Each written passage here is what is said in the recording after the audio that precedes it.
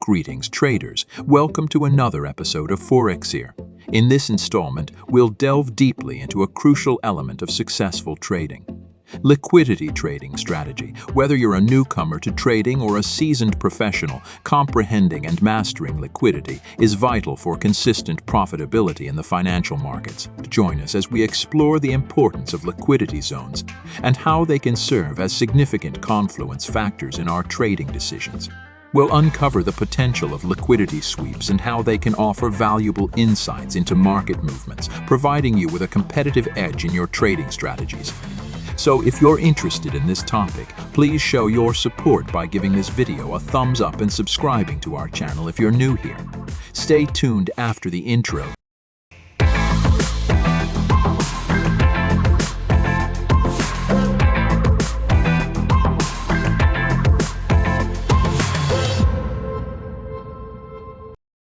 Welcome back, traders. Let's get started. So what is the definition of liquidity? Liquidity simply refers to money or large counter orders that need to be executed. The market constantly aims to absorb this liquidity to create momentum. In essence, liquidity acts as the lifeblood of the market, playing a critical role in its overall dynamics and functioning. Where can liquidity be found in the market? Liquidity is a zone on the chart where a large pool of money is resting, such as stop losses and buy or sell orders. When a trader gets stopped out of a position, the market absorbs the funds associated with that stop loss.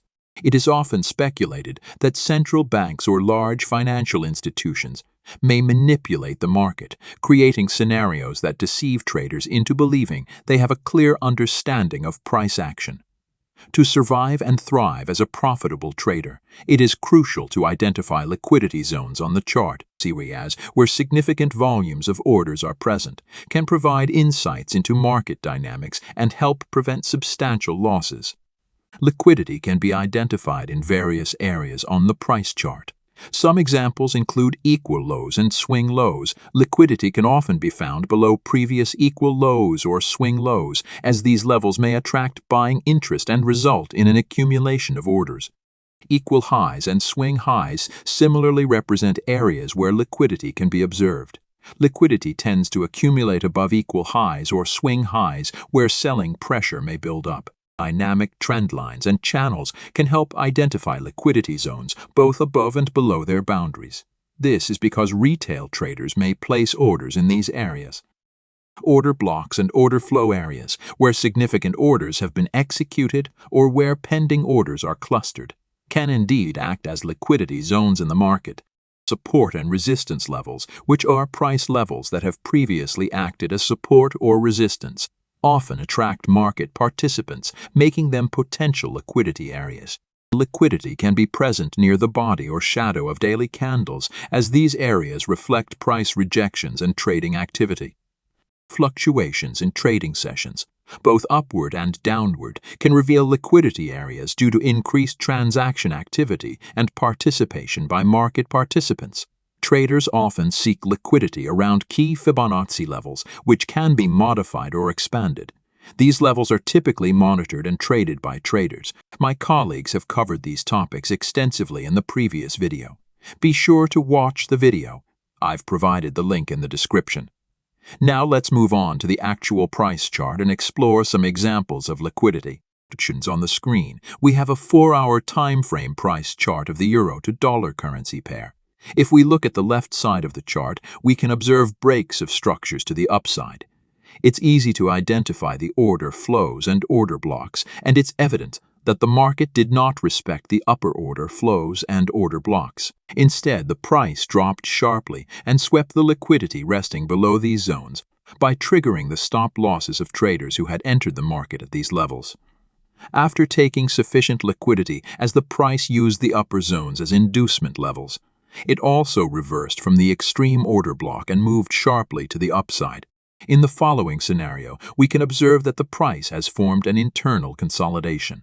It's evident that the price has created a small trend line within this consolidation. Additionally, we can identify equal lows at the bottom of the structure, creating a well-defined liquidity zone at both the top and bottom of the structure. This zone consists of several pending buy or sell orders and modified stop-loss orders. It's crucial to always remember the significance of liquidity zones and price action. The market tends to gravitate towards these zones, and neglecting them can result in substantial losses. Personally, I never enter a trade without identifying a liquidity sweep pattern. For example, as mentioned earlier, the reason for the price reversal from the extreme order block is the liquidity being swept below the upper order blocks and the recent consolidation zone. The price gathers momentum by sweeping liquidity and acquires the necessary fuel to move upwards. Here, we can see how the price swept the liquidity below the equal lows with a large red candle. After reaching the order block, it reversed and made a sharp upward move to sweep the buy-side liquidity. It's absolutely crucial to identify and consider liquidity sweep patterns before entering the market. Next on the chart, we can identify a strong zone that has served as both support and resistance. This zone has generated significant liquidity above it. If we shift our focus slightly lower, we can pinpoint this bearish channel where liquidity has accumulated both above and below, as you can observe after reaching this order block. Marked by the change in character, the price made a sharp move to the upside, sweeping the liquidity above the channel and triggering the stop losses of traders who had entered short positions. Subsequently, the price continued to move upwards, sweeping the liquidity above the zone. And after a minor retracement, it surged higher, sweeping the liquidity above this swing high. Now let's explore how we can effectively utilize liquidity zones to set up trades in the market. Before delving into the analysis of actual price charts and real trading examples, let's take a moment to grasp the theory underpinning liquidity. This foundational understanding will enable us to comprehend how price movements unfold within the market. To illustrate this concept, imagine a scenario like the following, which simulates price dynamics. Imagine an upward trend where the price has broken through previous structures, indicating a bullish trend. In order to establish a trade, the first step is to identify this underlying trend. Following that, we seek a valid break of structure to the upside. When a new swing high is formed, we expect a price retracement back to this specific point of interest to fill the gap that was left behind. However, before entering the trade, it's crucial to identify a liquidity sweep pattern that occurs just before the price reaches our point of interest. This pattern signals the absorption of liquidity and offers an opportunity to confirm the strength of demand in the area we've identified. As previously mentioned, we utilize liquidity sweeps as a confluence factor before initiating a position. The underlying theory is that the market relies on liquidity to sustain its movements. If the price fails to clear out liquidity before reaching a point of interest, there is a significant likelihood that the price will use that zone as a source of liquidity to fuel its momentum. In such cases, it's not advisable to trade. In this specific scenario, we are dealing with a consolidation or accumulation phase characterized by equal lows. Our objective here is to observe the price as it clears the internal liquidity that has built up beneath these equal lows. This liquidity zone is created by the stop-loss orders of traders who entered the market with long positions, believing that the price's pullback had concluded since it couldn't establish a new lower low and had lost its downward momentum. These traders went long. Once we have received confirmation through the liquidity sweep, our next course of action is to monitor the price as it enters a higher time frame demand zone. As the price action is drawn into this higher time frame point of interest, we shift our attention to the lower time frame within the higher time frame point of interest zone. Within this context, we search for a change in market behavior on the lower time frame. Additionally, we identify a new point of interest on the lower time frame. Once these conditions align, we proceed with our analysis and potential trading decisions. During our analysis, we consider the possibility of taking a long position with our target set at the external liquidity, which in this case corresponds to the swing high. Subsequently, we observe that after reaching our point of interest and mitigating it, the price reverses to the upside. This reversal leaves a notable inefficiency in its wake and also establishes an internal high. This internal high is accompanied by a minor pullback, followed by a swift upward movement that leads to a break of structure. Consequently, we now have another break of structure to the upside and an associated demand zone connected to this break of structure. This demand zone holds the potential to trigger a price reversal. It's worth noting that there is another unmitigated zone located near the break of structure, and this can be perplexing for traders in terms of deciding which zone to trade. As we have discussed in previous discussions, these inducement areas are strategically created by large financial institutions and astute traders, such as central banks. They are designed with the intention of misleading retail traders into taking buy or sell positions in the market. Ultimately, this strategy serves to generate more liquidity for these institutional and smart money players. It is crucial to remain aware of these inducement areas and comprehend their potential impact on the market. For more in-depth information regarding inducement zones, we have an exclusive video available on our YouTube channel, which we will provide a link to in the description. In our analysis, we consider this order block as an inducement level. Here, the price artificially attempts to create a structure that would lead traders to believe that a change in the price direction to the downside is imminent. This entices traders to enter the market by opening sell positions and placing their stop losses above the internal high. However, contrary to expectations, the price swiftly moves to the upside, breaking the recent structure. This leads to the formation of a fake demand zone and order block. Subsequently, we observe the price moving downwards and reaching the inducement zone. Additionally, a minor pullback to the upside is formed, attributed to the buying pressure from traders who entered the market with long positions from this zone. This minor pullback further encourages more price action traders to enter the market by going long and placing their stop losses below the inducement zone. This collective activity results in the creation of a well-defined liquidity zone positioned just below the inducement zone, awaiting the market to sweep it. Traders who have placed their stop losses within this liquidity zone are potentially providing a fuel source for the market's momentum. Indeed, the price successfully sweeps the liquidity behind the inducement zone, confirming the anticipated confluence. Our next step is to monitor the price as it enters the higher time frame demand zone. Once the price action is drawn into the higher time frame point of interest, we shift our focus to the lower time frame within the higher time frame point of interest zone. Here, we search for a change in market behavior on the lower time frame. Additionally, we identify a new point of interest, in this case, a demand zone on the lower time frame. When these conditions align, we consider a long opportunity with our target set at the external liquidity, which serves as the take-profit level. Now that we have a general understanding of how liquidity zones can be utilized in our trading plan to enhance profitability, let's move on to examining real chart examples and actual trades. By analyzing these charts, we can gain practical insights into the application of liquidity zones in our trading decisions. Let's examine some real chart trade examples. Here we have the Pond Yen 15-minute time frame chart, and we can observe the following price action. The price is clearly in a downtrend and has created a series of bearish order blocks to the downside. We can see that after mitigating the previous order block, the price sharply declined and formed a break of structure with two large red candles, leaving behind a significant inefficiency. Based on our analysis, we anticipate that the price will reach this point to fill the inefficiency created by the previous price action. It's possible that the price may reverse from this zone and resume its downward movement.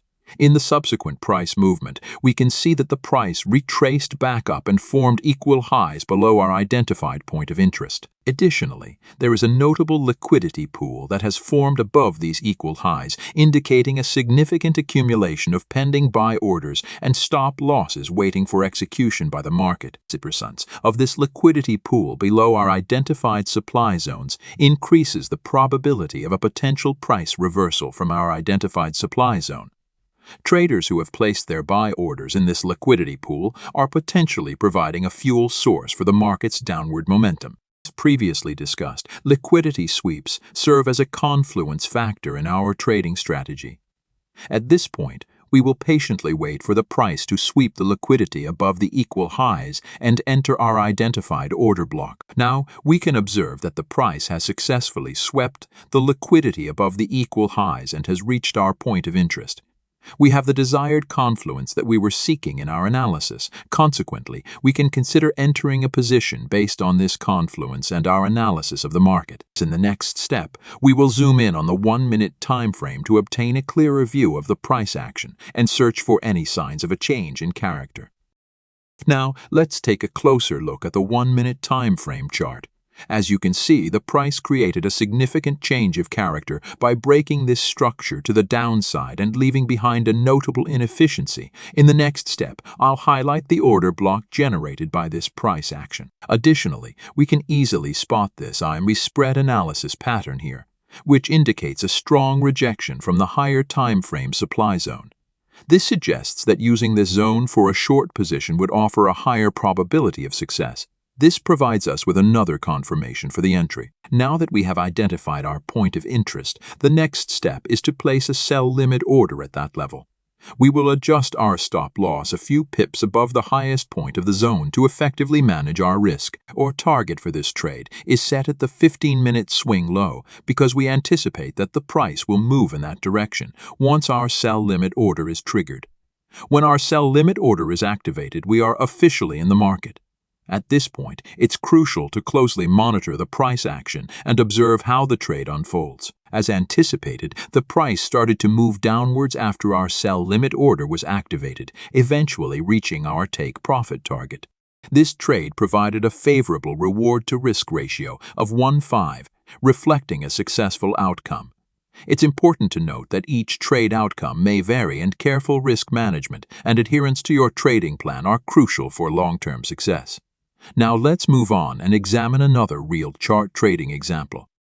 We have the 1-hour time frame of the pound to yen chart, where we can observe that the price is in an uptrend and has formed bullish break of structure patterns. Within this context, we've identified two potential demand areas where the price could potentially reverse and continue its bullish trend. However, the key question is how to determine which of these zones is safer to trade and more likely to be respected by price. As discussed earlier, we only consider a zone as valid for trading if a liquidity sweep pattern has occurred below or above it. In this case, we do not consider the decisional order block as our point of interest because the price did not sweep any liquidity before reaching it. Instead, we view it as an inducement area that provides a liquidity pool below it in the market. By focusing on zones with liquidity sweep patterns, we can increase the probability of trading setups that align with market dynamics and reduce the risk of falling into false signals or traps. In the subsequent price movement, we can see that the price experienced a significant downward movement after reaching a new higher high. This was accompanied by a large red candle, indicating strong selling pressure and leaving behind a substantial inefficiency in the market. Furthermore, there is a substantial liquidity pool formed below the equal lows and the inducement demand zone, suggesting the presence of pending orders and stop losses waiting to be triggered and swept by the market. The presence of the liquidity pool above our identified demand zone provides additional confirmation for a potential price reversal from our point of interest. Now that we have the desired confluence, our next step is to patiently wait for the price to sweep the liquidity below the equal lows in the inducement area. Once the price enters our extreme order block zone, we can consider entering a trade. Now we can observe that the price has successfully swept the liquidity pool below the equal lows in the inducement area and has reached our point of interest. This confirms the desired confluence we were seeking in our analysis. Based on this confluence and our analysis of the market, we can now consider entering a position. In the next step, let's zoom in on the 5-minute time frame to gain a clearer view of the price action and look for any signs of a change in character. And on the 5-minute time frame chart, we can spot a change of character as the price breaks the structure to the upside, leaving behind an inefficiency. This signifies a potential shift in momentum. Additionally, we can identify the order block generated by the Chalk's wave, highlighting a significant point of interest. Furthermore, we notice the presence of this volume spread analysis pattern, indicating a strong rejection from the higher time frame's demand zone. This pattern adds further confirmation to our entry decision, suggesting that this zone presents a higher probability for a long position. With these confluences aligning, we have increased confidence in our trade setup. Now that we have identified our point of interest and have a clear entry signal, we can proceed to place a buy order at the highlighted level.